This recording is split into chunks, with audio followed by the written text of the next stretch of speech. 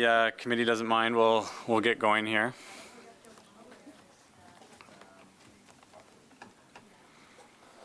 And we are expecting Sheila, but might be just running a bit late. We'll start with acknowledging that we're on the unceded territories of the Comox First Nation. Welcome, everyone. We have alternate director McGowan with us today from Comox. And we also have Monty Horton from the KFN, and you're the lands manager there. Should we go around the table and do another quick introduction? Would you appreciate that? Just for you. Yeah. Okay, well, we'll start with Catherine then, since she's right beside you. Oh, yeah, sorry. Yeah. Angela Holmes, member of the public. Georgina Price, member of the public. Hi, Monty. James Warren, General Manager of Corporate Resources at the CBRD. And I'm Dave Frisch from the city of Courtenay. And this is Jake. Jake Martins, Manager of Legislative Services. Lisa Dennis, Legislative Services Assistant. John Higginbotham, Accessibility. Edwin Grieve, Director for Electoral Area C in the Comox Valley Regional District. Vicki Brown, Village of Cumberland. Stephanie McGowan, Town of Comox. Thanks, guys. And we have and Sheila.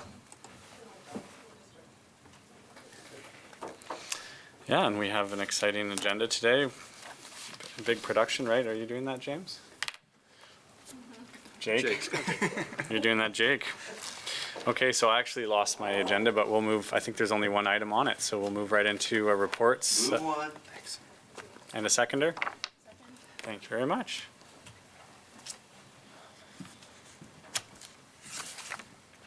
Can I just mention one thing? Yeah, let me turn your mic on for you, Monty. There you go. Okay, so I want to just let you know what our role is on Comox First Nation when we come to these meetings. We are not as staff. I'm staff, so I'm not a voting member of this group. So if there are any things that need a vote, I would have to abstain from that. We're here really just to collect information, and it goes back to our chief and council, and we report on that. The only person that can actually vote would be a member of our chief and council. So. Good. Well, thanks for clarifying that. And all the same, we're glad to have you, and yeah, you can take back some interesting info for them to consider. It's all yours. Oh yeah, I got to turn on your mic. Thanks. Thank you, Mr. Chair, and good afternoon. So this is an updated presentation from our previous meeting back about a month ago or so. And I do want to preface it just by saying that I think we acknowledged the last meeting that this is going to take some time probably to work through and consider and discuss, and certainly have that opportunity again today and future meetings. A decision does not need to be necessarily arrived at today as far as this discussion, and so just want to note that there's time, as much time as the committee needs. So I will start just by touching again on some background items and really the committee's mandate with respect to this item and the board's intention or what they're seeking from the committee. And so the board originally identified in their mandate for the committee the consideration of a single point of contact for transportation-related initiatives in the Comox Valley. And then back as part of the recent strategic planning session, the board identified further interest in transportation and transit and considering regional multimodal transportation. And so those two pieces sort of connect here at the committee, and it's what we're seeking to have the committee consider and bring forward advice back to the board on. So before getting into the specific discussion around those concepts, we want to talk about some of the key issues that we're dealing with here, and one of them being multimodal transportation. And what exactly is that? And so this concept is most often considered as part of transportation planning, and it's moving away from that sort of singular mode view around just vehicle transportation or bike transportation or pedestrians. It's looking for more of a comprehensive planning exercise to consider all of those modes together. And it really speaks to how someone might get around in any community where they ride their bike to one location, they hop on a bus, they ride that bus, and then maybe that bus drops them off at the ferry terminal, they take a ferry, and then maybe they hop in their car, their own personal vehicle, and get to their destination from there. So it's really that idea that people aren't restricted, and they oftentimes use various modes of transportation to get to where they want to be. So it includes the combination of shared transportation, such as a bus, but also then the personal transportation, such as a private vehicle or a bicycle or that kind of thing. So I think this is an important concept in which the board is looking to, consider how they might be able to include that concept as part of planning within the region. The other thing that certainly is part of as we know, the roots of this committee is active transportation. It's a term that certainly gets thrown around a lot. And so we just want to make sure everyone's aware of exactly what that is and what it means. And so active transportation is generally any self-propelled, human-powered mode of transportation. So it has a variety of different options: walking, bicycling, rolling, sliding, gliding, horseback riding. I feel like I'm singing a song here now, but it really is quite diverse and wide, and I think it's become more and more understood and accepted term, and one that communities are really trying to foster in a variety of different ways. Jake, would it be fair to add transit, because it's often considered a form of active transportation? I would guess because there's so much standing around and waiting for the bus in our community. Just joking, but it does include a lot of walking. So It's the 400 meters to the bus stop. that's right. So I just wanted to throw that in there. I don't know if I stole your next slide or not, but No, you didn't, and I'm certainly no expert on transportation planning. So yeah, I wouldn't want to say that no, that can't be included, but certainly from what most of the literature says, it's that sort of human-powered mode of transportation, which, unless people are like on the Flintstones and That's right. they're moving the bus. The other important concept to consider is regional transportation, which is certainly can have a lot to it. And so I think we need to acknowledge that there's, we all know that there's some roads and transportation facilities and services that are clearly local in their impact and in their nature. That little cul-de-sac in a residential area isn't necessarily probably a regional transportation infrastructure or facility. But then there are those more substantial networks and facilities that clearly do have more of a regional nature to them, where they're connecting distant communities with urban centers. And oftentimes those can be a provincial highway. In this valley, certainly there are a number of them, but they can also be a local government thoroughfare or road. And so, I guess it's a bit subjective what you could determine is a regional transportation facility and what might be more of a local one. It's in the eye of the beholder, I suppose, but certainly it's that connection between those distant communities and those urban areas that is brought into attention with this term. And I would say some examples, again, not to say that these are for sure, but like Cumberland Road, Piercy Road, Lerwick Ryan Road, the North Island Highway, Anderton, Headquarters Road. All of those could probably, there's some argument there that they could be deemed as more of a regional transportation nature.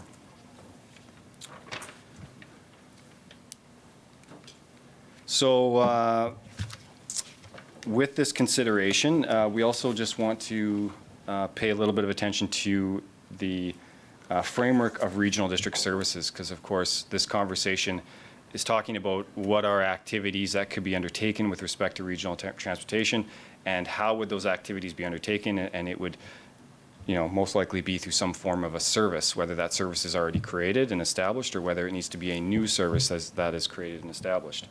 So regional districts in their nature are federations of electoral areas and municipalities, and they really serve three primary purposes. The first being the local government for electoral areas, so you could essentially consider us the city hall for those unincorporated rural areas. So we provide services that otherwise wouldn't be able to be provided to those areas.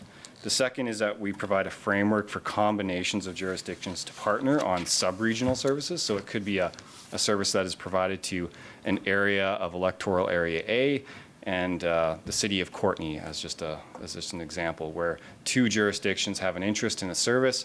They want to work together or collaborate on that service because it can be provided more efficiently or effectively, and so the regional district is a way for them to do that. And then the third sort of focus or purpose is the regional services that get provided region-wide. So you can think of those as that everybody within the region is participating and benefiting from those services. So we have some of those like recreation and other services that everybody pitches in to those services. So with very few exceptions, all services are voluntary. So jurisdictions are not forced into a service. They have to voluntarily enter into it. So they see value in that service. It's going to provide something of benefit to their citizens. So they would enter into that service agreement to provide for that. And that's a key concept, and it ensures that only those that really benefit from the service pay for the service.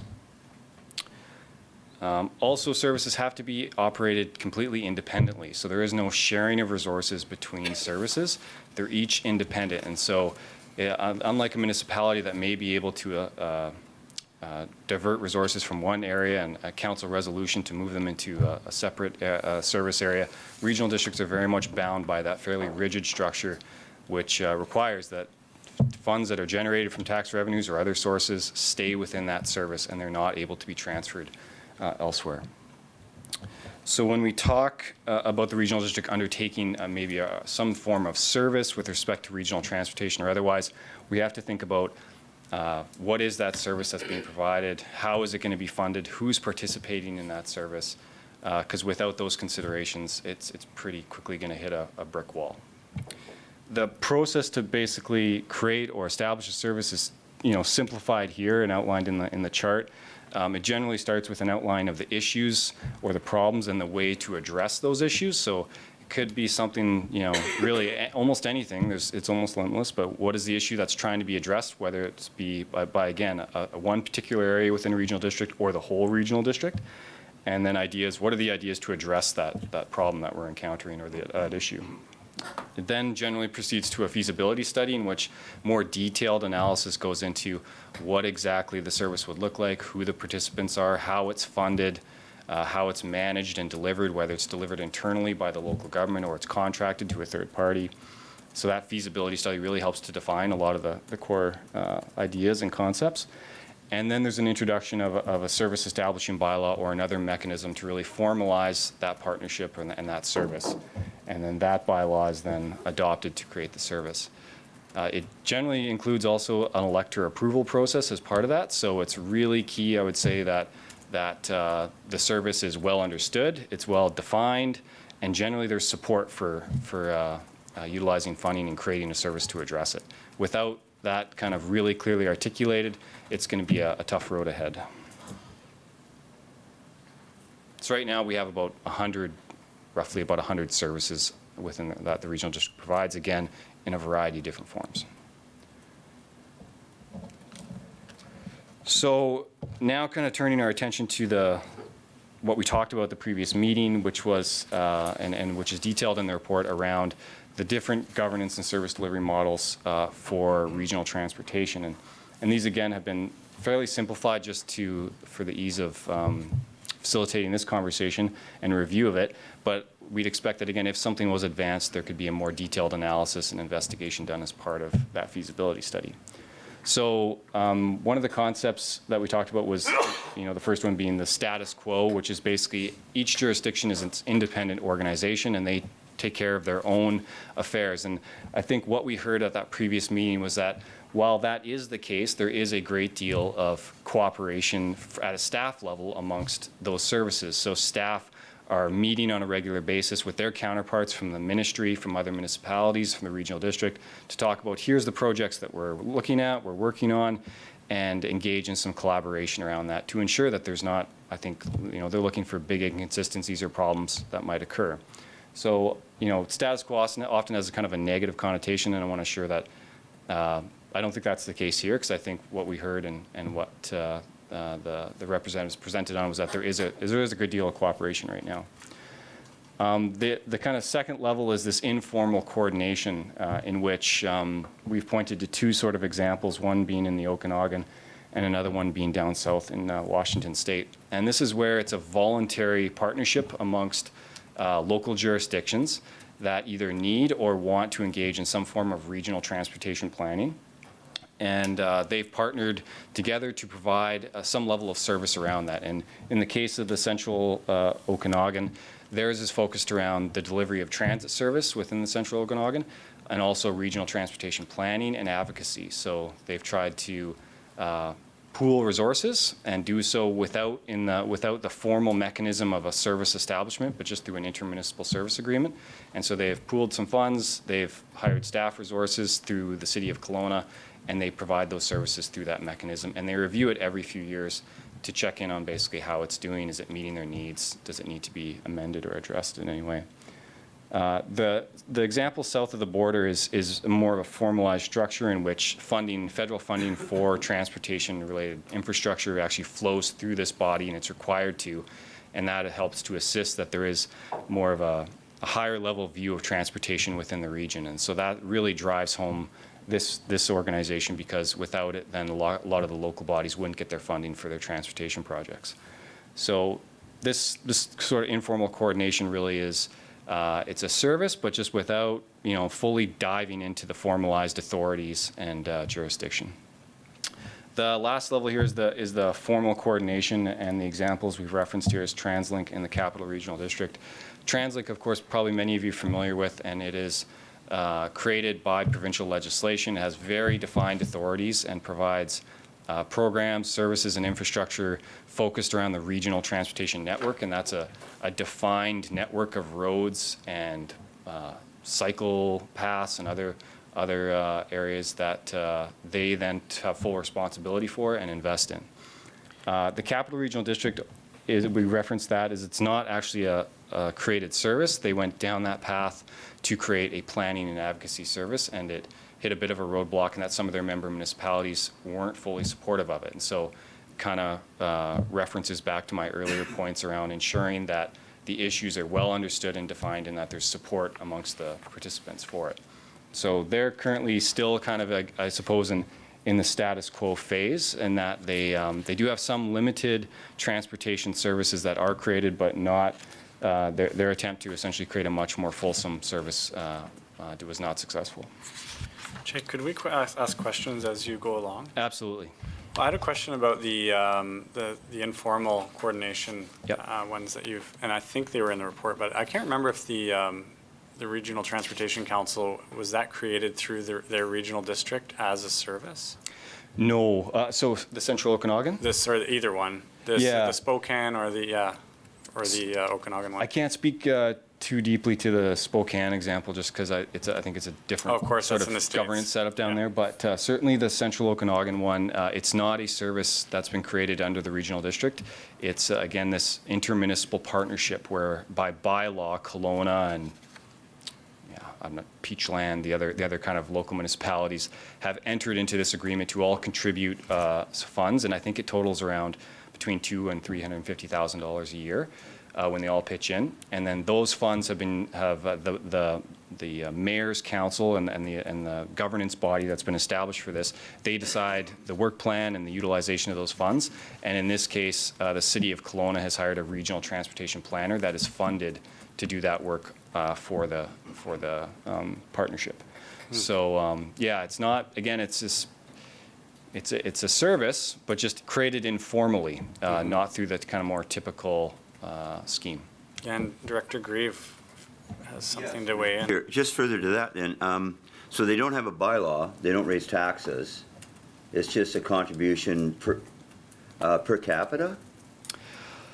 I believe it's per capita. That'd be the only fair way I could see. Yeah, I think it's sort of a population-based. I know there was that was part of their consideration. I just can't remember specifically that level of D, but I'm pretty sure it was something around that. Yep. Is it considered every year? No. So they've created, I think, like they're in 3-year terms, and I know they're up for review either last year or this year to go through that, and so that it's not annual, but it's certainly in terms. Yeah. Mm-hmm. And Trustee McDonald also. Oh, and do you want to come sit at the table?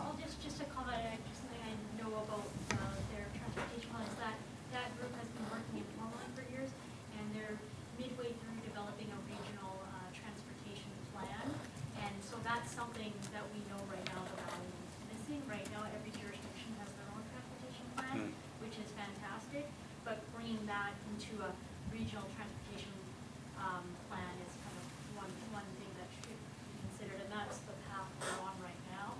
I think they're doing a 5-phase approach, and they're nearing the end. They're just getting into, I think, the actual plan development. We finished the European consultation. I think they're still working in the financial governance side of it, and then they're going to move on to the actual plan development, which I would anticipate will probably take another few years, but. Yeah, so you maybe didn't catch all that, or? Most. Most of, yeah. Yeah, it sounds like the Central Okanagan is working on a regional transportation plan, yeah. And it's a few years out, but underway. Yeah. And we do have some other, we lost the light, but we still have Trustee McDonald. Well, so to me, that sounds an awful lot like where we were 4 years ago with an informal or a defined agreement around the cycling task force, which, having had many consultations and discussions, et cetera, was attempting to expand it to include other modes of transportation and was looking at the regional planning and the education and advocacy roles and looking for some additional money, more than the $10,000 budget that it had, to actually get really valued work done. Yeah. And so that, I almost to me, mentioned the same thing, is but I an actually knew you informal. would mention it, so. Yeah, you knew So I that, didn't, so I you? didn't. So there are quite a lot of other examples in areas of environmental action or health where there are multi-party agreements. New Westminster, Powell River, they have agreements between municipalities, regional districts, the health authority, the relevant First Nations, to address a lot of these things, which are a little softer than sewers or whatever, but have absolutely important roles to play in good spending on infrastructure, healthier lifestyles, better quality of life. And it seems to be, it's informal and flexible, but you make enough of a commitment, 5 years with renewals, and the partnership piece is in place, and you get enough formality and enough flexibility to actually get things done. Yeah, and I understand that they have a coordinator, that's what you pointed out, a funded coordinator. I wonder what, how that compares to having staff, which we enjoy right now, I would point out. Yeah, and if I could just say that I think the key piece here, which was referenced, is that that the body is adequately resourced to do the work that they're intending to do, and that's where, again, it falls back to what is that model, what are the activities that are desired to be provided, and what is the model in which they're provided under and funded through, and that's where we just we need to really hone in on that. Yeah, for sure. And Director Grieve has another thought. Thank you, Mr. Chair. My question is for Jake. Where would we house, what would fund this? Where would we house this? General admin, or where are we getting the money now from the RD side? So from the regional district perspective, know, where just would this a be little funded staff from time. if we didn't create a new service for this? If we didn't actually create a service, yeah. Yeah, so I guess there's likely a couple different options. It could be, depending on the lens and the focus of the activities that we're going to be provided, could be provided through parks, could be provided through, because there's a greenways and a component to that. Could Yeah. also be provided through, really depending on the activities, but also electoral area administration. And it could also be provided potentially under RGS is another opportunity where there's a transportation component to the regional growth strategy. So it really, I think it depends on what the activities are and the focus would be. I think in the past, a few years ago, we kind of did a little bit under parks. I think parks was what we housed Active it. transportation, or? Yeah, it wasn't a perfect fit, but it was. Do you remember, James? I think we tried to put comfort stations under parks one time too, didn't we? No, I know over the years we've looked at the services, the formal services we do have, and tried to identify some of the initiatives that the electoral area directors in particular might want to undertake when there isn't a formal service. And you're right, sometimes it is in a parks function, sometimes it's a more specific function, and we have to consider, is there a mandate there In the to do terms the of work? reference that we have in those. And sometimes the mandate's not there, so we have to consider to expand the mandate or find some other place for the activity to fit. because like Jake says, regional districts have to have a service to operate. So we've tried a number of different approaches over the years, and sometimes they're more or less successful. And Ms. Holmes, I see you've got your light on. Yeah, so my comment was that this group in the Okanagan, they're funded up to $360,000 per year. And that's through 6 different districts. So that's $36,000 a year, which doesn't seem like a lot of money coming from the municipalities, but you would be a better judge of that. And if we were to hire like a regional transportation planner, which municipality would host that staff person would be the question. And I think too, rather than making it another service, because anytime we have done transportation stuff through the parks, it's been more focused on more recreation rather than commuting and multimodal. So I think taking it out of the existing park service would be a good direction to head, and possibly focusing on that RGS, which from what I understand, the regional growth strategy is already a bylaw. So if it's already a bylaw and we have transportation issues under an existing bylaw, then wouldn't it make it easier to gain support from the municipalities for funding and staffing? And there's also like a nice format under the regional growth strategy about transportation and some of the objectives. And doesn't the regional growth strategy also incorporate the OCPs, the Comox Valley Sustainability Strategy, transportation plans that already exist? That's a question on top of a Do you want comment. to tackle that one, James? Sure, there's a few questions. Yeah, sorry. I don't remember what they all are, actually. And I think I can speak briefly to the RGS, but I think Jake's presentation is going to get into a couple of questions. And one of the big ones that we really want this committee to turn its mind to today is to talk about the gaps. What's not happening at a regional level with respect to transportation, active transportation, multimodal? What's not happening that could be filled in by some sort of a service delivery method, whether it be a model like what we see up here or something different. So, and then once we understand what the gaps are and what you feel the gaps are, then we can start to look at what would that model be. So your first question around hiring a regional transportation planner and where would they sit and how would it be funded, could I suggest that we take a step back from that and we'll follow Jake's presentation and then get into the gaps? And if that is, in fact, something that this committee wants to explore, then we might not be able to answer it today, but we would come back with some analysis on just what that activity might look like.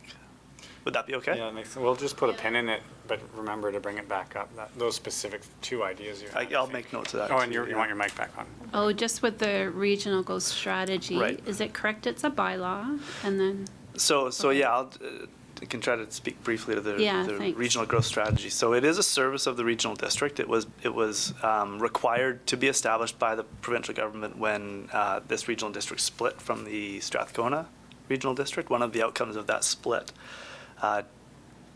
11 years ago was that we have a regional growth strategy service, we adopt a regional growth strategy, and it became the framework for growth management across the Comox Valley. And there's, I think, 8 pillars in the regional growth strategy. It talks all about housing, food, infrastructure. Yeah, there's a range of topics in there. And it is a document that helps to guide growth management in the area. Each jurisdiction, City of Courtenay, Town of Comox, Village of Cumberland, and the regional district, we all have official community plans and zoning bylaws that are all supposed to align with the RGS. But that's where the development actually comes in place, is at the OCPs and the zoning levels. So you're right, the RGS does contain language around transportation, and I don't know that it's a place where you'd be putting a lot of service-related mechanisms. The regional growth strategy talks about livable communities and community health and that sort of thing, but it doesn't enable parks in the rural areas, for example. We have our own park service for collecting funds, for administering, purchasing property, managing parks.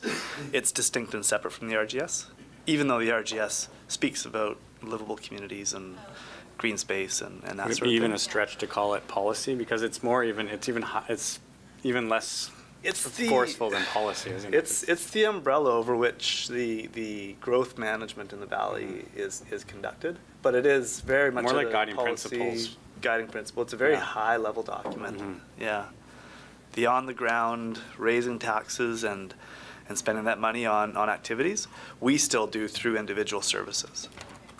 If that helps to distinguish, yeah. Yeah, thanks for that. Jake, do you want to pick up where you left off?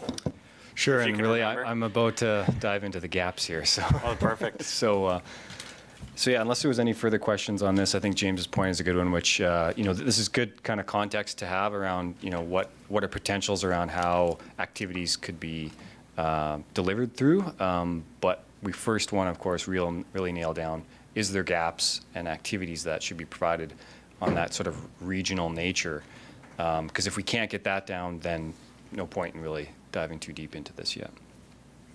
So I'm conscious here that we have staff representation here from the Village of Cumberland. We've got Sundance Tofam, and we've got Shelley from the town of Comox here, and we've also got Alicia from the Ministry of Transportation and Infrastructure. So I think at this point, if I would certainly welcome their participation in discussing, hearing from you, what do you perceive to be any gaps or activities that should be provided?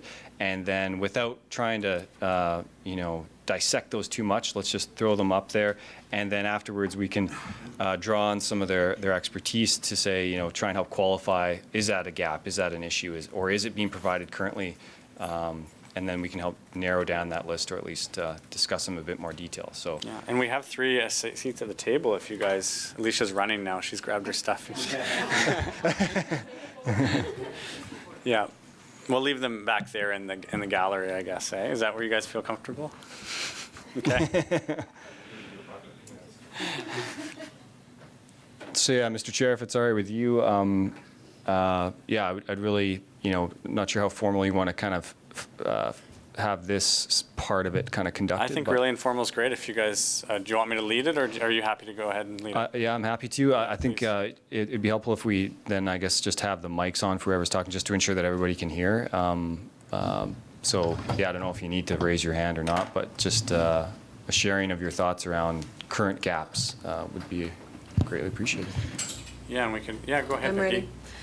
ready. So active transportation linkages between communities, so from Cumberland to Courtney, et cetera, et cetera. Yeah, and I had on my list, all those connecting roads between our communities, and I had the list, all the mics on, it makes us a little hot in this room, so we might just do every second one. Can we just do one at a time, or can I do 2? Oh, I think you can Yeah, just go sure. for it as many as you like. So the other one in Cumberland, which is multi-jurisdictional, is the route to Comox Lake. Yeah, that's area C, is it? Or area- Active transportation to, yeah.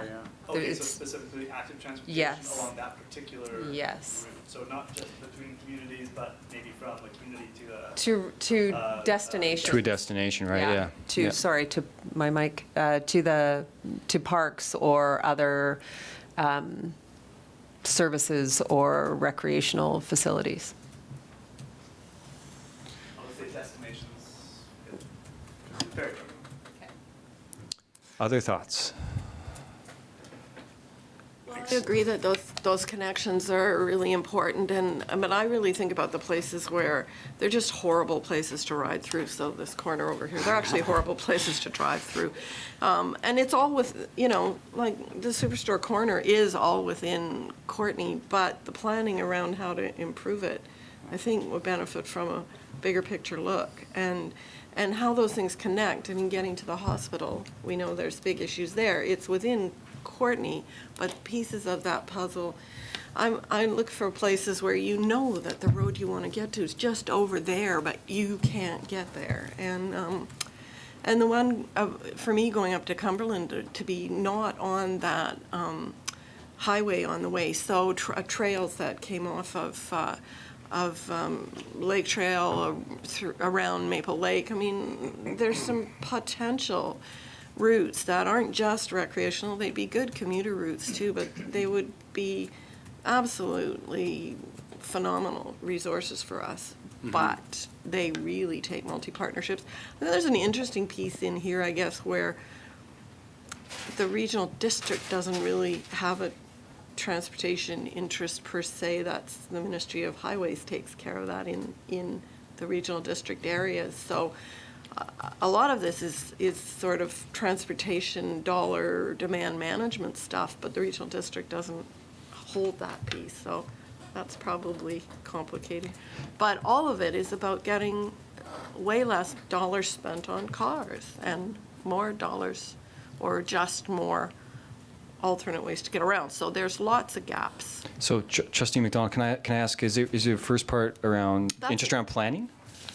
Is it like having a more? Yeah, I mean, actually, so gaps. So I mean, those are issues too, Yeah. just issues about how we move forward. And so much of it is about advocacy and shared vision and education. Yeah, and I'd definitely put a vote in for active transportation, seeming like what this committee is all about. Certainly, there's been tons of planning for car travel, but what I think a lot of us want to push are those other modes that have been missed.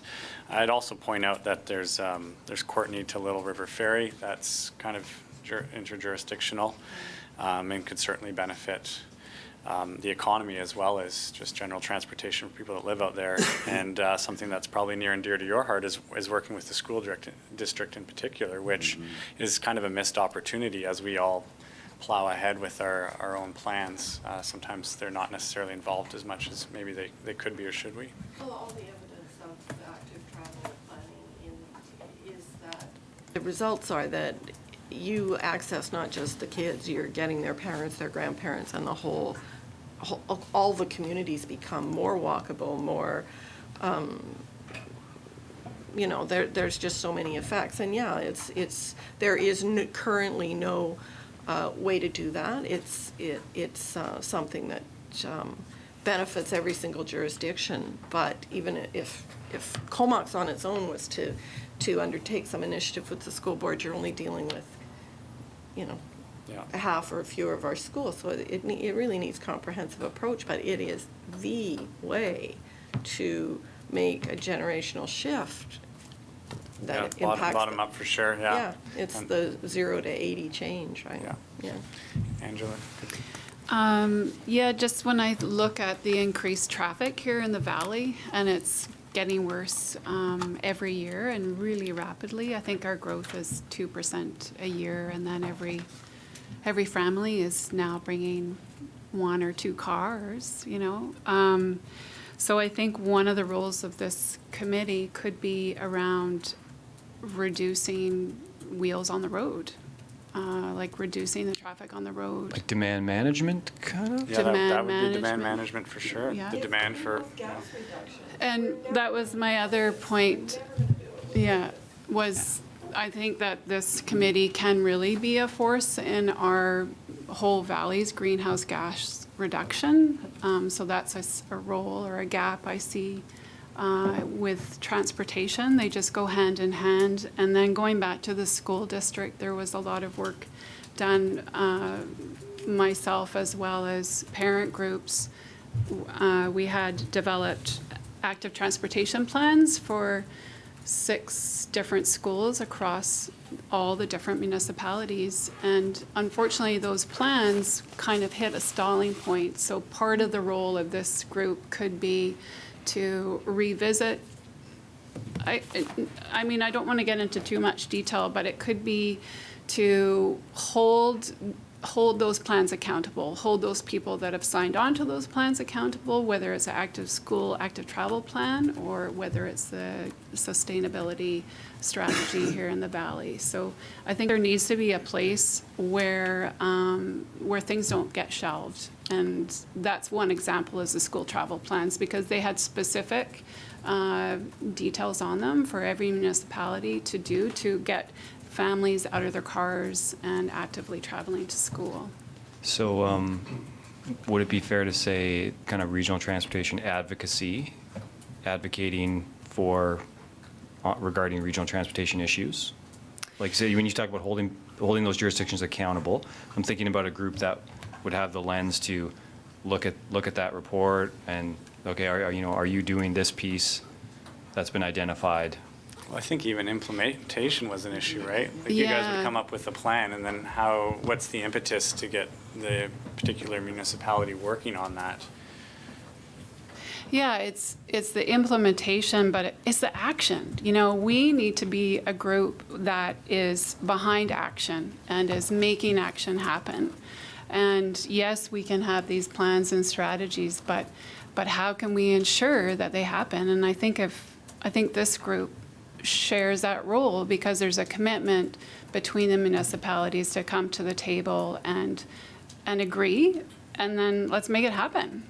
There's kind of a coordination / mediation role to be had, and we see it with the Comox Road. It's so obvious, but then there's these other partnerships that could be created as well. Stephanie, I know you've been waiting patiently. Oh, no worries. You know, this being my first day here, I'm not sure if some of these things have been covered or how en route they are. But the same thing along the lines with the school. When I think personally about I would love to be actively transporting myself and my children and everything all around town. But when, we live just far enough away that they can't get to school on their own, and then I work just far enough away and you have to pick up things along the way, how we can kind of mitigate that so that either we have,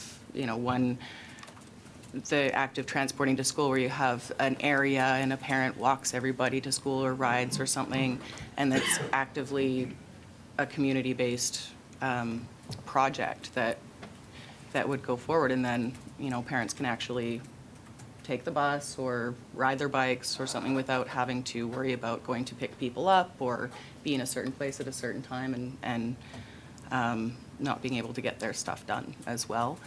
That's, I'd love to be able to do that, but there's no guarantee that we can get where we need to be at the right time, I guess. Yeah. I'm not sure if like a bike sharing kind of thing is in line with that as well, because, I mean, a lot of people I know don't have a bike or don't have the ability to buy one or maintain it or time or whatever, but would love to be able to hop on a bike, go to work, come back, or, drop it off at the bus station or whatever it is. Not sure if that's Well, I don't think it's been kind of mentioned, thing but it's that- surely something we would want to do on a regional scale, right? Yeah. I mean, how just silly would doing it be in for Comox Cumberland and to do then that by riding it themselves? to Cumberland and, okay, what am I going to do with the bike now, right? Exactly. Or Courtney, or, yeah. Yeah, that would be, I think, a lot more productive on a regional scale than little communities. John, are you waiting to speak, or? No. Just, me? Yeah. If you'd like, yeah. Sure. In terms of the gaps, I notice gaps that bicyclists don't quite, but as you've already mentioned, a lot of the highways going from A to B don't have any kind of shoulder, and on the scooter I take up a little bit more room. So the Condensary Road one is what I consider an awful one, because there's a curve that people go fairly quickly around. Yeah. And Royston Road is the other one. I mean, I do have the option of going up on the connector, but cars go pretty quickly there, and it doesn't smell quite as nice. So I much more enjoy the Fraser Road, Minto Road, Royston Road. But Royston Road, if there's anything going on in Cumberland, I won't go up there because Royston Road can get pretty busy. Mm-hmm. And then there was another experience of going, there's a trail that goes up just west of Royston and parallels the road. And it's an awkward trail, so I wouldn't actually do it again. But the problem there in terms of gaps is to get to the end, and it's a dead end. You cannot, you Like cannot crossing get a onto highway the or road. something, yeah. Well, you can't even get up to the road. There's just a great big berm there that you can't. And I, just as an aside, I went up there and I thought, well, I'm not doing this road anymore. This is too tough. And then I got to the end and I couldn't go any further. And I had to turn around and go back on the road I wasn't going to go on again. So that kind of planning is, creates a gap for people. So those are the areas that I notice on my scooter particularly. Yeah, thanks, John. And Angela? Just to refer back to what Stephanie was saying about, to me, your story of how you get out the door and to your places in the morning is very familiar, and it really says a lot about the different barriers that are out there. So I think part of what this plan could do is identify and remove barriers. And definitely that school travel planning process was on the road to doing that in lots of circumstances. And also, oh shoot, I forgot my other Well, we'll come back to it. thing. Yeah, come back to it. Catherine's very if I excited think of- anyways. yeah. In terms of connectivity and linkages and rural connectivity, we talked about this earlier in specific areas, Macaulay Road, and there's 1,200 people living in different subdivisions around that road, and they're all accessing one way in and one way out. So you have all this, traffic going down, 4 school buses a day coming back. It's a really long road, isn't it? Yeah, it is, and there's quite a few subdivisions coming off of it. So in the terms of number of people that access it, there could be other ways in planning to develop, better network routes. Yeah. So I just wanted to mention that as well, because it's all specific to linkages and different traffic corridors. Yeah, well, thanks for mentioning. That's a good one. I drove out there once and was appalled to see that I went nowhere, but it took forever. Angela, did you remember what I yours? did. Yeah. I did. I remembered. Safety. I think that comes up a lot when we're talking about how to move about actively. It's one of the big things that people why they're not getting on their bikes. It also came up when we talked to the Comox First Nations about the multimodal path, and for their residents walking along the Dyke Road, it was an issue, feeling safe along that road. So if there's a role that this group can address, I think one of the gaps is safety, doing active transportation, multimodal safely. Thanks. Yeah. I think is that clear? Yep. Sheila? So I think there are a whole bunch of issues just about doing research and staying up on what kinds of initiatives are happening in other places and sharing that information. And the safety question, one of the reasons that ICBC was very supportive of the active travel planning from the very beginning was that they could identify accident rates. There's 2 spikes, one just before school starts and one as school lets out, within a 4-block radius of schools. The number of small accidents, fender benders, the number of children just escaping death on a daily basis, and then the congestion and pollution around that. So the effort is really substantial. There's benefits in there. There's benefits for municipalities not having to put in infrastructure and find out that it's in the wrong place, because you're really consulting your communities on a broader level. And the future planning of how we move forward on addressing some of these needs. I don't know that people realize the school board's scope of greenhouse gas in your figures, because we measure what our buildings are doing and we work quite hard to reduce lights and whatever, but we move a lot of people around and it's entirely externalized. Our busing's on a contract, so we don't count those emissions. Our people driving, our teachers all over the place, everybody is moving, and we're not paying attention to it. And the transportation piece is a little bit of why we were all at that housing thing. The base needs to have housing near the base because people are living over here and commuting every day. And so in the big picture, I think that there's some kind of long-term thought adjustments that come out of looking at some of these aspects, and as we move ourselves forward, that this committee is a really valuable topic to be thinking Yeah, it would about. be a great place to share those experiences, even that we do on our own in our own municipalities, Yeah. but So also at work together. Bike to Work Week, at Colrub Road, which was one of the schools that had it, had over about half of their children bringing their bikes in the bike racks, and 250 they put little tags up if they had used alternate transportation, which would include bikes and walking or skateboarding. That's a pretty high ratio. So it doesn't take, it really sticks, and it really makes a difference, because if you can imagine an extra 180 cars around Yeah, the it makes- Colrub yeah, Road for a makes a big 15-minute difference. period, not very pretty. Yeah, and Monty, I know you've been waiting. Yeah, I actually can relate with that. I mean, my 3 kids, when they were in elementary school at Arrowview and Qualicum, man, talk about congestion and cars on the road, and so I can relate with that for sure.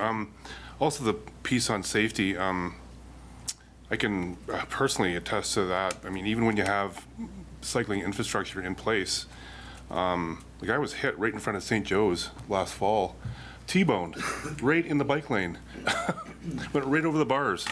Luckily, nothing happened, but it happened right in front of 3 days before the emergency room closed. So there was like 20 nurses just converging on me, right? And here I am just lying in the ditch, right? Anyway, that was just an aside. But just putting my KFN hat back on again. I want to thank actually Alicia for her work with us last year on getting that path done on reserve. That was just fantastic, and it was a lot of years in the making, that thing. On Back Road? Yeah, and that's what I wanted to mention, is that's literally a gap. Yeah. That we were going to. On Back Road, was it? On Back Road, Yeah. yeah, on reserve. We want to continue that path to McDonald Road, but I know that there are, significant challenges there. Yeah, we were to fill that gap, we're gonna connect to Comox, and that fills the gaps as we go. But we're in design process right now, we actually have hired an engineer from SNC who's gonna be there doing some sort of work next Friday. Right. We're moving it forward. Good to know, yeah. SNC Lavalin? Yes.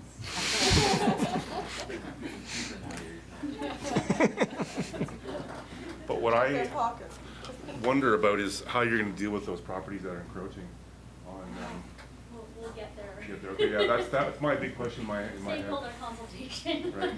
As soon as we get this new committee going, Yeah. we'll put it on the list. There's a lot of projects we want to do, and I've been writing some of them down, and most of them, the ministry at least has investigated to a certain degree, and Yeah. all of them have a significant barrier that will take community engagement to convince other parties that this is of a great community interest.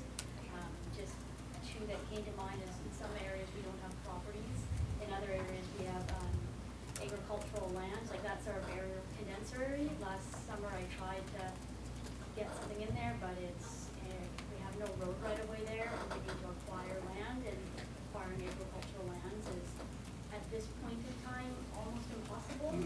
So there's real barriers out there that every day we are moving forward, but nothing that's gonna go quickly. It's kind of like we keep knocking on their door, and hopefully one day we'll get in, and when we do, we're ready to move. So that's, so lots of things are happening behind the scenes. They're just, there's real barriers.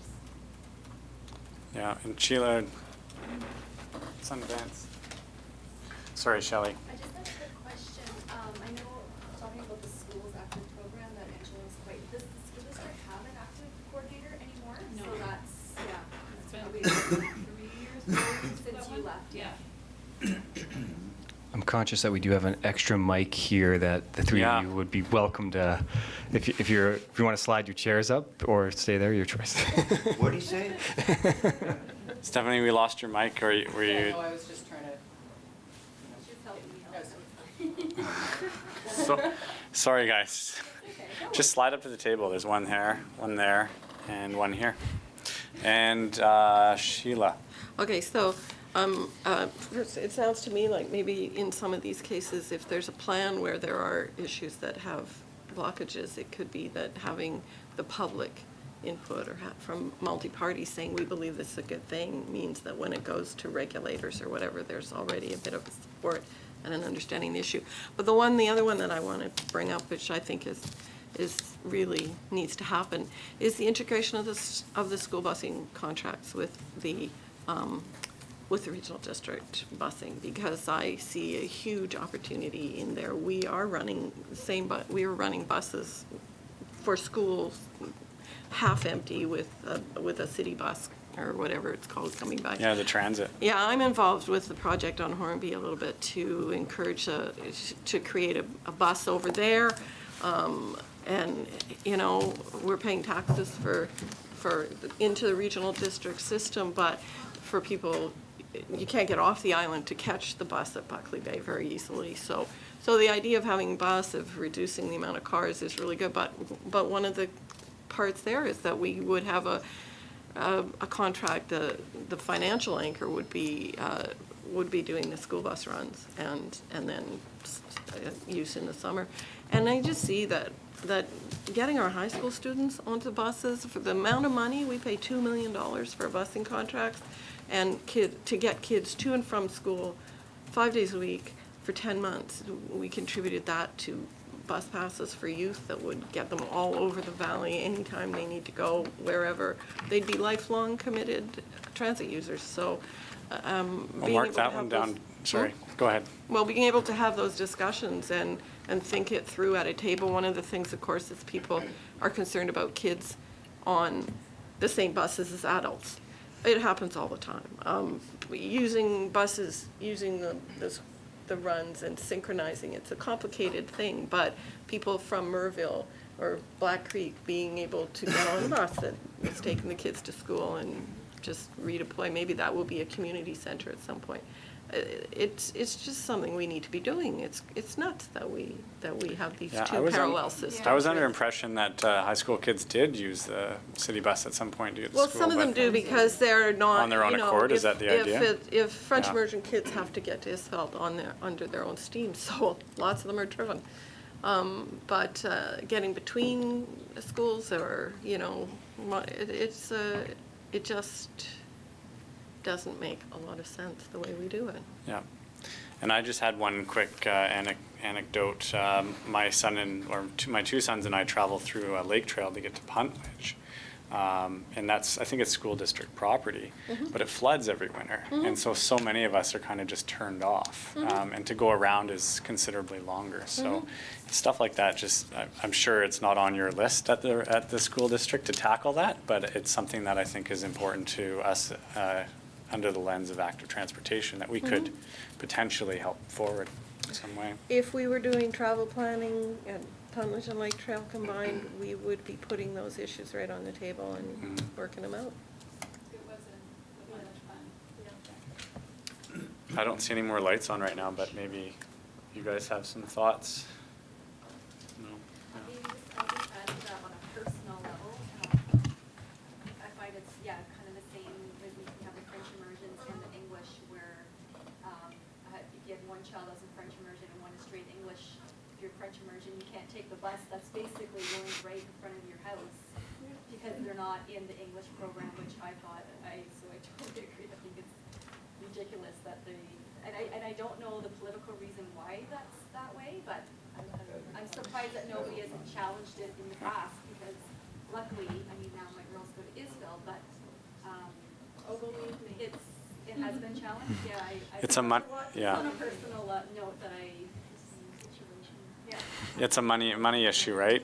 driving right by, I guess the numbers. Well, yeah, maybe they need an extra bus, and then that's just not in the budget. Yeah. Doing a courtesy ride where you're talking get on that bus, but then at a certain point, where do they get off and change? Because the buses that are picking up our rural kids all go to Vanier. But we could fix that. Yeah. We could fix that. We did a lengthy consultation specifically about these questions, and at the end of it, we didn't solve the question people wanted solved. We did something else. We shortened the walk limit so that our kids had to walk 15 minutes less. And I'm like, that's insane. Make them walk. Edwin? Yeah, uphill both ways, right? In the rain and snow. I don't know, it's healthier for them. I don't know. It's like, well, we saved $60,000 by rationing some bus routes, so we'll put another bus on. I think that basically speaks to the conundrum we face here, is the fact that we have so many different silos. And, you know, we hear from Alicia that a lot of these issues are well known, but they run up against silos as well, even within ministry silos. So not to mention our municipal silos, and then school districts as opposed to regional districts, school district buses as opposed to transit. I mean, you should come and present to a committee of the whole when we talk about transit, because, you know, as I see it, you know, our biggest hurdle here is going to be, you know, communication, cooperation, coordination, all the C's. You know, basically, we're limited to an advocacy role because we don't have the big hammer. We can't bring it down. We can't do the demand thing. You know, we don't have a demand economy and demand governance. So, you know, it's a matter of awareness level raising, and I think that's where we have to be the vanguard of bringing all that stuff forward, because I mean we've hashed it out, you know, so many multiple times from the cycling task force on. I mean, I remember these conversations going around in 2009, you know, and we're still talking about the same stuff. So how do we break that cycle? Well, you know, we lack the tools to do it, but we do have the power of bringing people together and making people aware of what the issues really are again and again and again. And, you know, I guess when it comes down to political will, you know, that, and at all levels again, right? So I think if we just keep being the squeaky wheel, we just keep bringing this stuff forward again and again and again, and hammering it with our our municipal partners and our school district partners, our senior government partners. You know, and there's an election coming up, believe it or not, apparently this fall. So I mean, it all starts at the top, but it always ends up down in our lap, right? I don't know. I really don't know how we move forward, except by just being badgers. Just keep badgering away. You know, with a smile, in a positive. Thanks, Edwin. And do you want to just come up, Sundance, to a mic, just to make it easier for us to be here? Oh, we got one. We hooked him. Thanks. Who are you? Where are you from?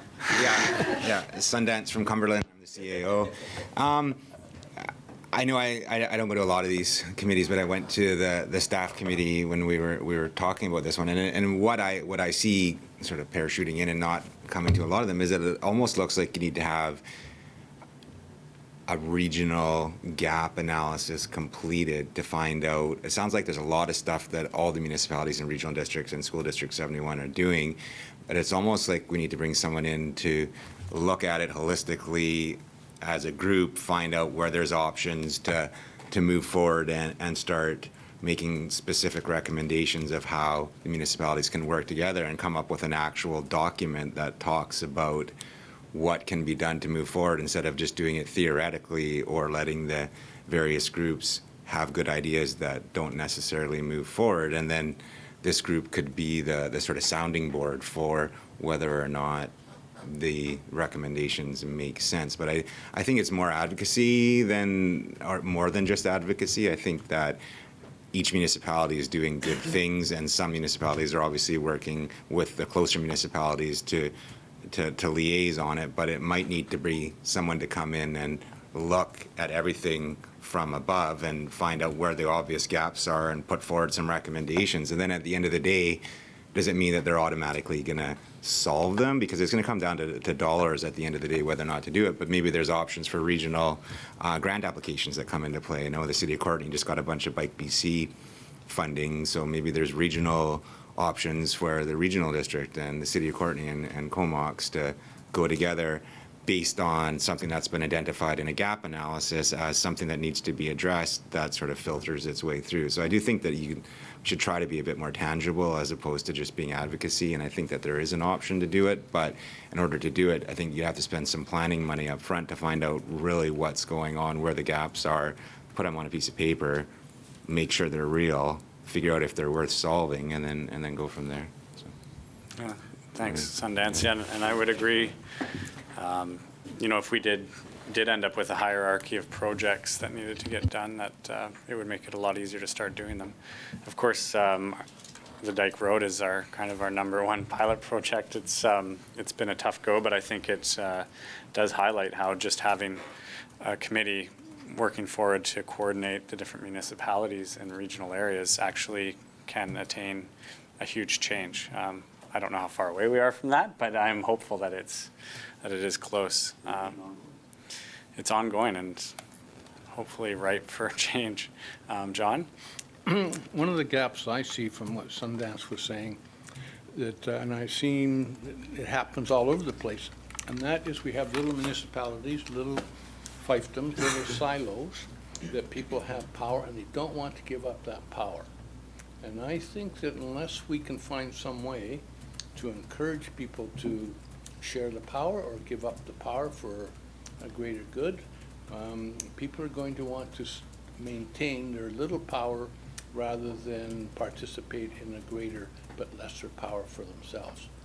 And I think that unless we can address that issue of how we can deal with power distribution, we're going to be having real difficulty getting these silos to cooperate, getting these fiefdoms to cooperate.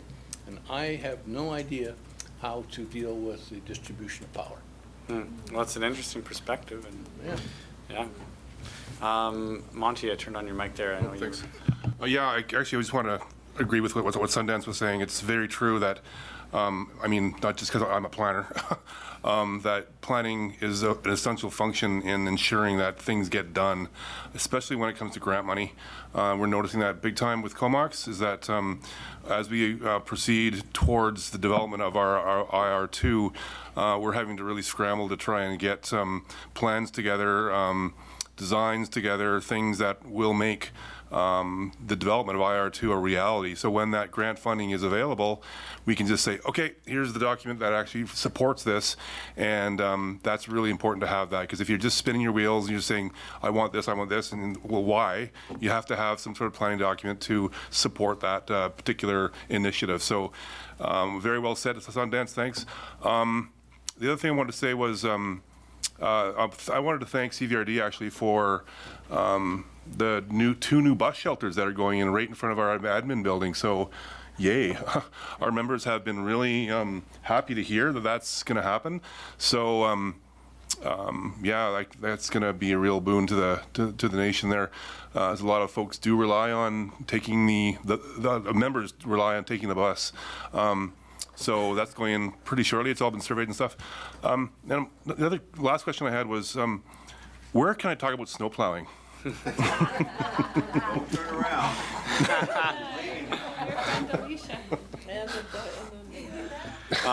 Well, back to the buses, because I know, Edwin, you're probably in on that, aren't you? Do you do those discussions on, is that funding from the regional areas? For which? For those bus shelters? Yeah, I think, well, maybe James knows where that money comes from. It's grant money from BC Transit. Oh, perfect. That I applied for, and then we don't. Oh, it's Alicia. Alicia deserves all the roses. But thanks to the CVRD anyways, right? We'll take any credit. It's not really. Oh, and one more to Sheila. Yeah, I'm just thinking about the question about doing a gap thing. I absolutely agree that that's the basis, but I also see it as a bit of a thing, as it's rolling forward, that you solve some and then there are more. But I think there's just such an important role in the advocacy and the education piece and raising the profile of all of these things, that multimodal and active travel. I mean, I really like the concept of Go Smart, which is pretty common out in Eastern, or in Ontario. They use that, and talking about people taking the most appropriate travel. It's really aimed at getting people not to be pitting cars against those special interest people like cyclists and walking people, children, you know, that we're all in it together and we all use all of them, and so we just need to be using the best. So I think that that piece is a really important piece, and I don't feel that we need to do a gap analysis before we decide whether to have some kind of structure that actually does this well. We had one, it worked. We wanted something more, it got sidelined. We have spent 4 years going in circles. We have had wonderful staff support without actually doing anything, and I just want to get cracking. We need to be a venue to accept other grant money and initiate projects and have some coordination. And so, yeah, that's the political will piece. That's the let's make it happen. It does work. There's evidence everywhere. I'm a little more on the side of something that's an informal partnership, a memorandum of understanding agreement, because the function piece, the setting up a service function in the CVRD, to me, creates so many constraints and barriers and narrows what you can use it for. Maybe the CVRD thinking about actually having a sustainability function that would then be able to include initiatives of different kinds. That's the CVRD's thing. But in the meantime, things need to be done. And we know that they can be done. And we know that collaborating is successful. And I have not given up in despair, as you see. Well, yeah, no, you're still coming to the meetings. That's good. Badgering as much as possible. And I think you know as well as any of us that we had put this discussion off in favor of finding a more favorable political climate, which I think we've realized. No, we have. And also, I mean, this is probably one of the first times we've talked about the subject again. I think we're gaining a lot of traction. Yeah. So. I see you waving back there, Sundance. The CVRD has a sustainability planner already, right? So there is. CVRD has a sustainability function, but the only thing in it is transit, and transit is defined as transit for people, not schools. Yeah. I'm talking about a function, I'm talking about a person, which is the planner. There is a sustainability planner at the CVRD. My understanding is that it's under the regional growth strategy is how the person is. So the CVRD, sorry, can I? Yeah, go ahead. I don't know that it needs too much in depth because it's right now we're kind of spitballing and don't know if we want to get. But if you want to dive into it a bit. The CVRD does not have a function for sustainability. Well, it's on Mike Barsky's business. So the CVRD does not have a function for sustainability. We have a position that is manager of sustainability and transit, I think it is, and that is Mike Zabarski. And transit is a CVRD service. It has a bylaw. It has a defined process for raising taxation and delivering that service. On the transit service, that would require an amendment to the bylaw, elector approval, identifying just what is that broadening of the service. I don't trust those electric. Not terribly far. The reason that his title includes sustainability is that there are initiatives that the board has proposed and undertaken. So, for example, being a partner of the FCM Climate Change Initiative. I'm not sure the exact title, but there have been... the caucus, you mean the recent one? No, not the recent one. This is one that's been previous. going on for probably 10 plus years. Yeah. And it is aimed at trying to reduce greenhouse gases, trying to, take a lot of the actions that are available for trying to address climate change. And so I heard there's somebody local that might be there now. Congratulations to Edwin, by the way, recently elected to the board of FCM. It's a landslide. I don't think I think it was acclamation, not to. Oh, good. But I'll turn on whoever's Catherine's mic because I know she's been waiting. Oh, well, I was just wanting to support what Sheila had said, and that being on this committee for a year and a half and about 4 meetings, not very many, I was surprised that there was only the one project outlined to work on, which was the bike path. And I thought there would be other projects that we would, sort of be, asked to review or give some advice on. And, having some successfully completed projects would really help this committee to keep going, and successes would, just strengthen the possibility of more, so. Yeah, I'm I just think hoping that we we'd could all have echo other that things. sentiment. And I think if I could, therein lies the rub. The CVRD does not have a service for active transportation. It does not have a responsibility for roads and the traveling public.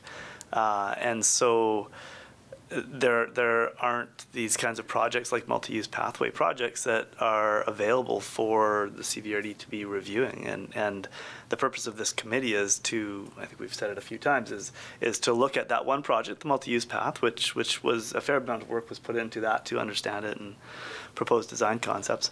But the second purpose of this committee is to look at how can a regional transportation focus and body be put towards these issues and gaps? Not necessarily to take on the projects and do the advocacy and do the education and research, because, again, we don't have that service and mandate, but what methodology might be available to actually do that type of work? And it's because of the silos and because of the services that we have to operate within. I agree, I mean, I understand that, but to lead, by example, so we were talking about advocacy and things like that. If we have examples of things that, we could make recommendations on, as you talked about, I think it would go a lot further than just the planning piece. Yeah.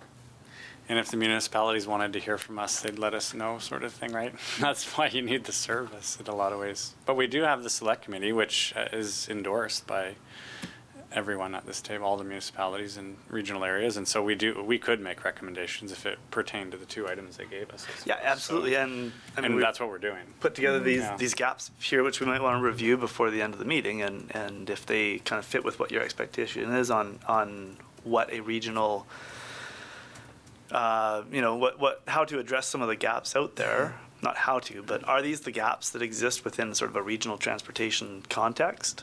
If that's the case, then Jake and I have said we'd come back to this committee to identify how can they be then addressed. Mm-hmm.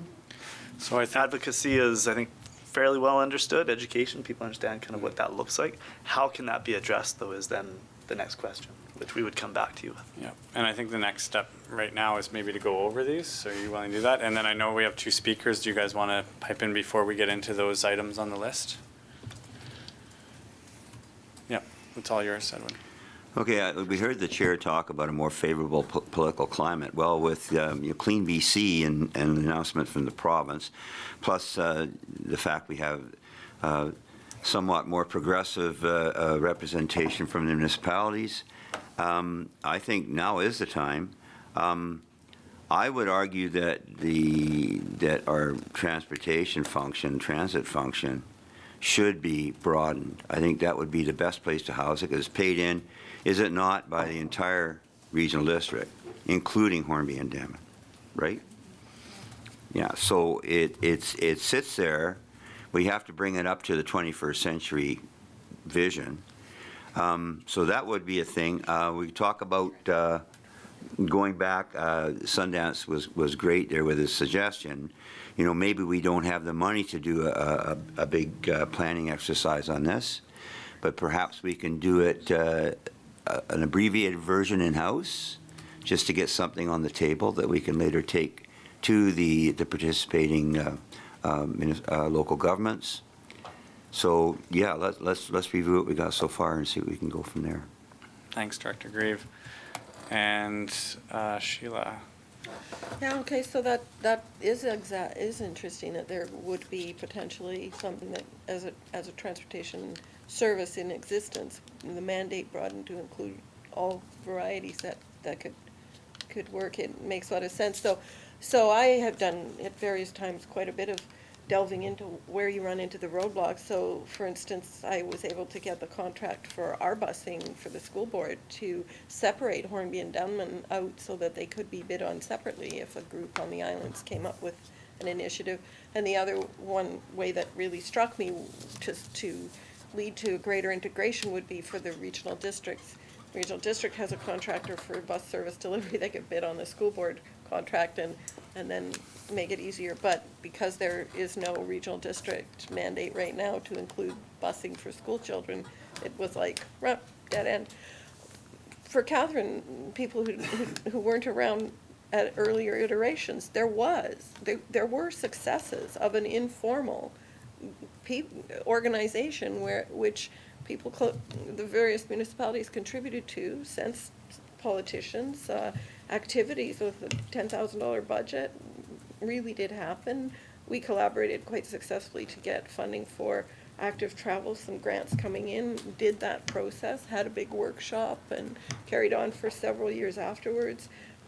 We had the Dirtle Talk, we had the 8 to 80 events. There was a lot of collaboration and a lot of success and a lot of identifying of particular issues that were then taken in lobbying.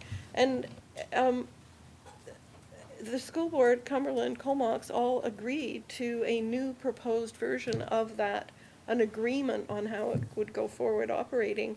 And several people in the previous Courtney council thought it would be better if it was regional, referred it here, where it has then, because there was no function. I mean, they picked up the idea of having a select committee, but its mandate that there was a lot of flexibility about response and taking up new initiatives, whereas we only had a mandate to do two things. And that's where hopefully we'll be able to move beyond that, because those successes were there and are still, evident.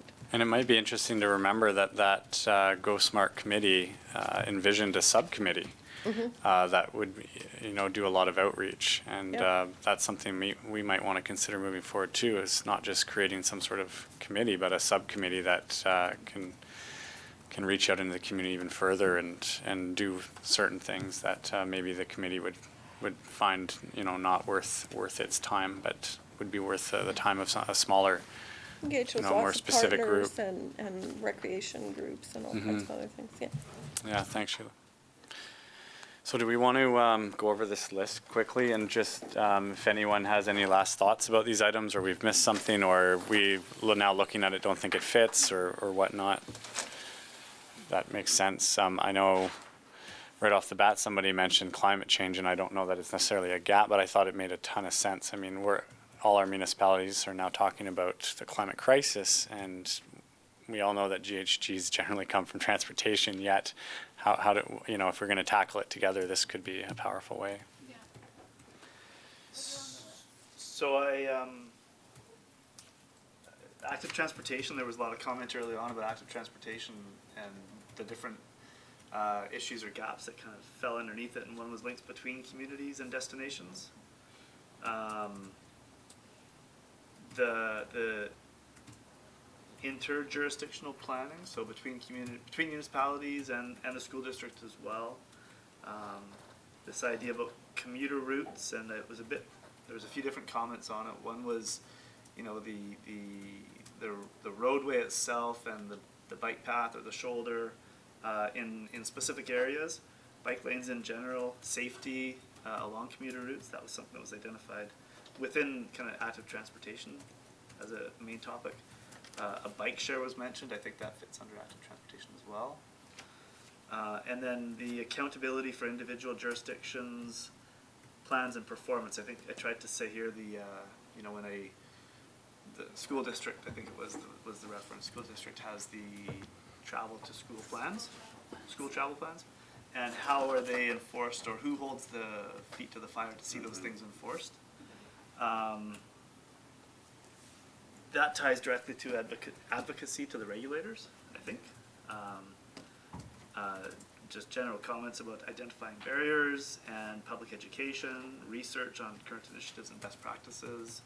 I think, a lot of that feeds into the advocacy role, or it could.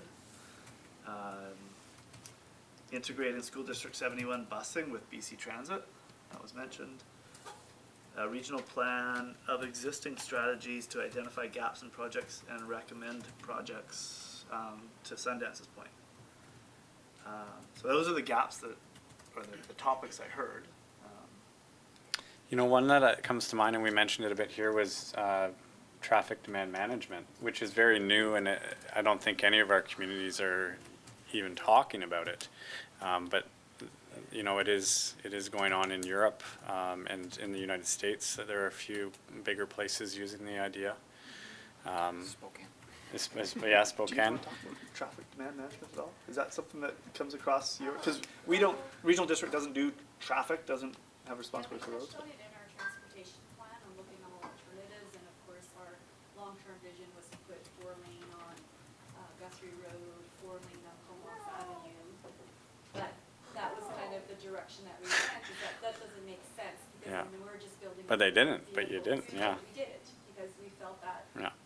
we want to, again, I'm not sure which one of you brought it up, that we always I think maybe it was you, Chair, that we always design to the vehicles as opposed to alternate modes. So we thought, why put in a 4-lane sea of asphalt so more vehicles can drive? Let's put in the bike lanes and the sidewalks, that type of thing. So we do traffic counts on a regular basis throughout the year, so we can find out what the demand is. We've been sharing that with the Cycling Coalition. We're right now finding out what the rates of the bicycle count is as well in relation to the amount of vehicle counts there are, so we can kind of compare, see where the vehicles are, see where the bikes are, where we can do some improvements and some gaps. So Yeah. that's a bit of what we do for demand management in the town. Right. Yeah, and I don't know how much you know, this imaginary committee could ever tackle, but there are lots of things that have to do with development that feed into that demand as well. So yeah, and it's really awesome. I do realize that Comox is doing some of that stuff, so I don't mean to say that's not happening, but Well, and I think the reason I asked for Shelley or someone to weigh in is that I think what we would see our next steps with this list is to come back to the committee and provide some analysis around how are these currently being addressed? Are they currently being addressed? Who's doing them or who's not? Are the gaps real? And then you know, that might help inform this committee on what is the methodology to now achieve some of this stuff. So if traffic demand management is, first of all, within municipalities and ministries' wheelhouse, then is it being done? It sounds like, I don't know exactly what it is, but. We have active transportation plans, Cumberland has one as well. Courtney's just finishing theirs, so that goes, you know, what, going to the public as well. I think Sheila was mentioning, what does the public want? We're not gonna put in infrastructure and then put it in there, well, that doesn't make any sense. So when we do update our transportation plans, we have open houses to the public, then we bring in the stakeholders, we bring in the school districts, we bring in the, you know, fire, ambulance, D&D, like the major employers as well, like what can we do, or what we see, what they see if there's any gaps or improvements that we can have. We're cross-section, brought in the Cycling Coalition as well, what do they want to see? So that involvement of those stakeholders are happening, and like I said, the City of Courtney just finished theirs. And so things are happening. You mentioned the grant that the City of Courtney just got, like huge amounts of money. The town of Comox is putting in bike lanes along Knoll Avenue, which I mentioned earlier. So there are things happening between the municipalities. So you know, is the link between them happening? Maybe that's a bit of a gap, but I think within each municipality, we're every year annually putting in more active transportation. You know, Cumberland has done an excellent job as well. So I think that's happening, and I think that due to the greenhouse gas emissions and the climate change declaration, I think that's high on all mayor and council's agenda. And the price of gas, I don't think we have any other option to not do that. So I think this group, and I think where we're maybe missing, is the education and working with the school districts and getting as many people, what are the safety concerns, and just having that communicate, lobbying for maybe, you know, every municipality has a 5-year plan. Well, if we have a lobby to say, you know what, this is the bike route that we want to happen year 1 and not year 5, and kind of have some say and work with the politicians there. But I think education is really a big one. Yeah. yeah, thanks. Thanks, Shelley, appreciate it. We have Director Grieve 1 and Ms. Holmes 2nd. So as a select committee, are we allowed to apply for grant funding? We'd on have our to go- own? We'd have to go through the board. We have to go through the board. You have to make recommendations to the board Okay. around that, and I would really suggest that it should fall within your mandate of what it is that you've been asked to achieve from the board. Because I'm thinking, I mean, in the current political environment, again, if we wrap this up with greenhouse gas reduction and everything, which it totally does, I would think at the very least we get some planning dollars out of it. If you want to move ahead, and, I mean, it put something together on a shoestring like this, but I think if we wanted to do something really comprehensive, Well, let's see where this conversation goes. And yeah, keep that in just a mind. thought. Thank you. The other thought, of course, would be if we didn't want to get reelected, we could always put a surtax on our gas pumps. Yeah, just to add on to the list, I think the greenhouse gas emissions should be on there, and especially because of this Clean BC initiative. I just don't see it on your list. I'll add it. I'm a bit perplexed how we would try to address that, but I'll add it, and maybe in our analysis we'll come back and try to. I think because it links to transportation. Okay. But what's the gap? Is that what you're asking? Like, what's the gap with GH? Yeah, I guess the gap is, let's reduce the amount of vehicles I guess in a way, the gap is to reduce their greenhouse gas footprint. It's an ideological gap. Yeah, we could. Yeah. Put on traffic. We could put coordinating demand management. Yeah, traffic demand management. That would maybe catch that. Would that- Okay. I'd still rate greenhouse gas because I It'll think. go in the grant fund. Yeah, Exactly. yeah, that was my other thing, is that it seems that when we sort of look at all the good work that's happening, where it's getting bottlenecked is in that collaboration and then in the funding. So either there's not a person that is taking the lead on it, or there's not the funds. So I think if we had a capacity to apply for funding, because that makes such a great funding proposal, is when you have all the stakeholders at the table. Those are the proposals that get through and get the money. So funding should be down on that one, on that list, I think. As a regional funding grant writing To do group all or something. this. Is No, that, as one of our, like the funding would go towards what? the funding would go to some of the problems that have been identified and, Like addressing Yeah. some of these gaps. yeah. But one of our roles could be actually applying for funding. Or supporting funding applications. Yeah, or supporting funding applications, yeah. But is it we're just trying to establish what the gaps are, though. Without- Money. Money seems to be an issue, Yeah. that the municipalities just don't have the money to put towards Well, but yeah, the I would. infrastructure changes, or, Although we are getting money, I mean, Courtney has got a lot of money for active transportation. I don't know that the gap necessarily is money, but having the money come to everybody and coordinating how the money's spent and. Yeah, prioritizing's big. I mean, you guys just put in a great bike lane that takes you towards Courtney, but it doesn't get you all the way there. It's only a few blocks, but, yeah. And until we get Courtney and highways on board, that's just not gonna happen. And so that's really hard to coordinate. But anyways, I don't mean to digress Yeah. too much from your point. It's not, the funding's not the gap, The coordinating of the projects, yeah. yeah. Sheila, did you want to pipe in on that? 'Cause we put you Well, right yeah, on. because I'd agree that, we're often getting funding for a particular infrastructure piece, but the uptake and the effectiveness of that infrastructure is dependent on coordinating and education. Yeah. Because people need to know where it is, it has to be coordinated. So one of the most successful active travel initiatives that we heard about when we were first getting started here, I think it was in Vernon, wasn't it?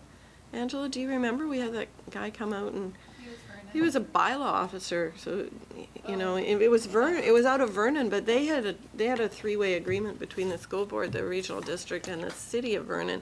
And he was not a school board employee, he was hired under the city in their traffic, they had a demand management branch, and that's where they put it.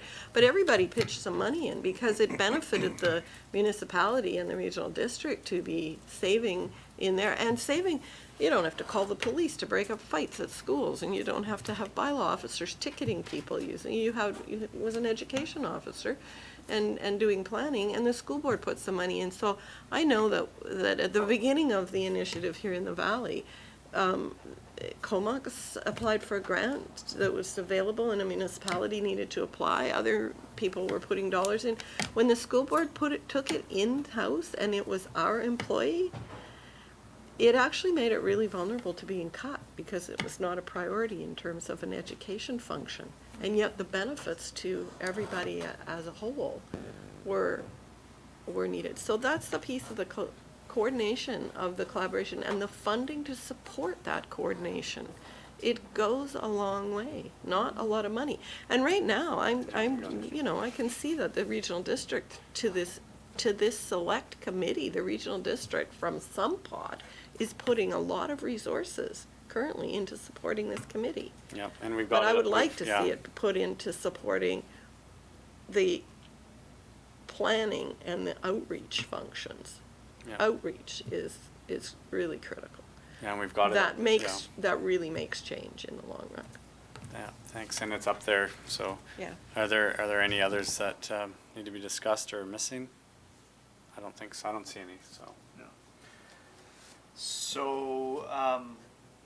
So we will, our next meeting, I don't know when it is, but we'll come back with some analysis around this. I think we'll want to touch base with municipalities and just get a sense of if, there's more to add, to consider how these things, are they gaps? Are they, being dealt with individually, and maybe it's that coordination piece that's missing, or is there more to it? So we'll be able to come back and talk about this and have this as an analysis. And then I think there was probably another couple slides on there just about the models, right? I think the service delivery, but not a service necessarily, the delivery of these activities. And it could be something like a GoSmart. It could be an interagency agreement. It could be more defined and more have more longevity like a service. But Or maybe we can try and expand transit off the cuff. I mean, maybe, you never know. maybe, from being here for a few years now, transit has been one of those services that we have. It's a difficult service to deliver and to communicate about, and it's expensive, and so it already has a certain lens to it that, Right. in past boards certainly there's been some challenge around that particular service. So there's just a real awareness about public perception, Yeah. costs, and we're very very conscious that the good work that our board does and that you do, we need to be able to communicate that to the public so that they see the good work that's being done. Yeah, well, thanks to the committee today for diving into this. More take on this kind of next steps or rollout, or Shelley, you had your hand up I was there. just gonna suggest for a gap, and I think, we explain how we communicate with each other within the municipalities, and if a project comes up, we'll make, coordinate, so if there's an opportunity that we can share on a project, or make sure we coordinate each other's project, effectively, is that maybe we can formalize that, staff at municipalities and the regional district who oversee the transportation meet on a biannual basis, so that we kind of formalize the meeting, so that we ensure we continue, so that could be a recommendation from this committee. Yeah. That we formalize those biannual meetings for representatives from each municipality and regional district to just discuss transportation, where we're going, what the issues are, and not wait till maybe Yeah, the well, last hour when they come up, that we just Yeah. stay ahead of it and then just kind of have it just an open, informal discussion and making sure that we can reach out. Yeah. It's just an idea that I. and that could be like a good win, a good easy win for us. 'Cause, I mean, you guys are already doing it anyways. Yeah. Yeah. I could foresee our staff report coming to the next meeting, talking about some of the strategies or ideas, some of the easier wins, that just codifying what's already happening and giving some certainty that they will be tackled. Yeah, and so I would, yeah, I'd hope that we'd be able to get a meeting fairly, it's hard to talk to you back there, but fairly soon. Although I know summer's coming up and everyone's getting busy, but I feel like we should probably still get some work done this summer on this, if the committee's interested and you guys could find time. Yeah, I'm not sure if Jake wanted to.